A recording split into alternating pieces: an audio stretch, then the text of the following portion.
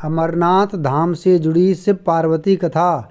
एक बार देवी पार्वती ने देवों के देव महादेव से पूछा, ऐसा क्यों है कि आप अजर हैं, अमर हैं, लेकिन मुझे हर जन्म के बाद नए स्वरूप में आकर फिर से बरसों तप के बाद आपको प्राप्त करना होता है।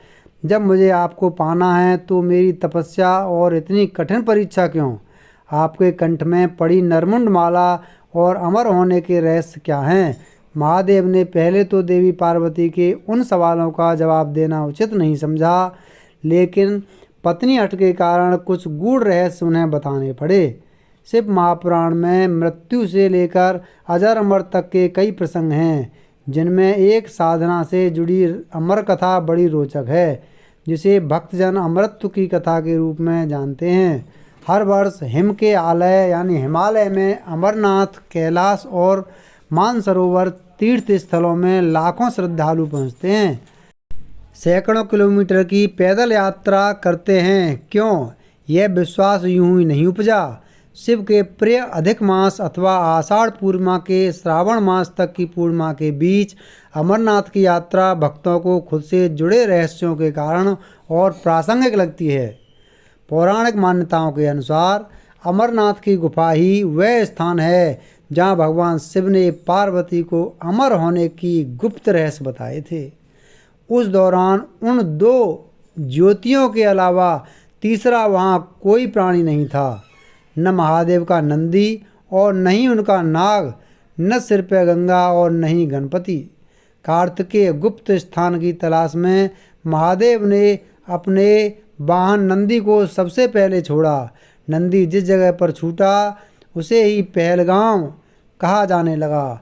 अमरनाथ यात्रा यहीं से शुरू होती है। यहाँ से थोड़ा आगे चलने पर शिवजी ने अपनी जटाओं से चंद्रमा को अलग कर दिया। जिस जगह ऐसा किया वह चंदनबाड़ी कहलाती है। इसके बाद गंगा जी को पंचतरणी में और कंठाभूषण सर्पों को शेषनाग पर छोड़ दिया। इस प्रकार इस पड़ाव का नाम शेषनाग पड़ा। अमरनाथ यात्रा में पहलगाम के बाद अगला पड़ाव है गणेश टॉप। मान्यता है कि इसी स्थान पर महादेव ने पुत्र गणेश को छोड़ा।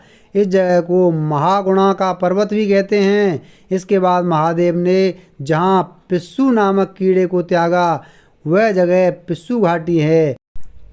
इस प्रकार महादेव ने अपने पीछे जीवनदायिनी पांचों तत्वों को स्वयं से अलग किया।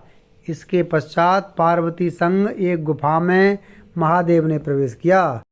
कोई तीसरा प्राणी यानी कोई व्यक्ति, पशु या पक्षी गुफा के अंदर घुस कथा को न सुन सके, इसके लिए उन्होंने चारों ओर अग्नि प्रज्वलित कर दी।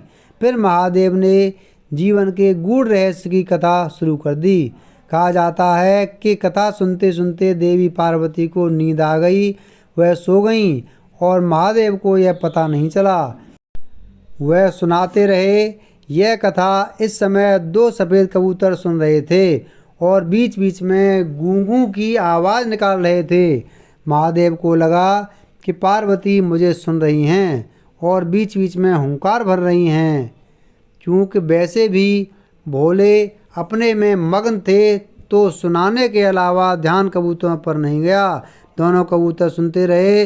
जब कथा समाप्त होने पर महादेव का ध्यान पार्वती पर गया तो उन्हें पता चला कि वे तो सो रही हैं, तो कथा सुन कौन रहा था। उनकी दृष्टि तब दो कबूतरों पर पड़ी तो महादेव को क्रोध आ गया। वहीं कबूतर का जोड़ा उनकी शरण में आ गया और बोला, भगवान, हमने आपसे अमर कथा सुनी है। यदि आप हमें मार देंगे तो यह कथा झूठी हो जाएगी। हमें पथ प्रदान करें। इस पर महादेव ने उन्हें वर दिया कि तुम सदैव इस स्थान पर शिव पार्वती के प्रतीक चिन्ह में निवास करोगे।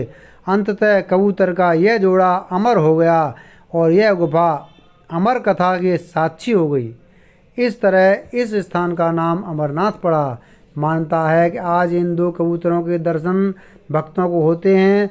अमरनाथ गुफा में यह भी प्रकृति का ही चमत्कार है कि शिव की पूजा वाले विशेष दिनों में बर्फ के शिवलिंग अपना आकार ले लेते हैं।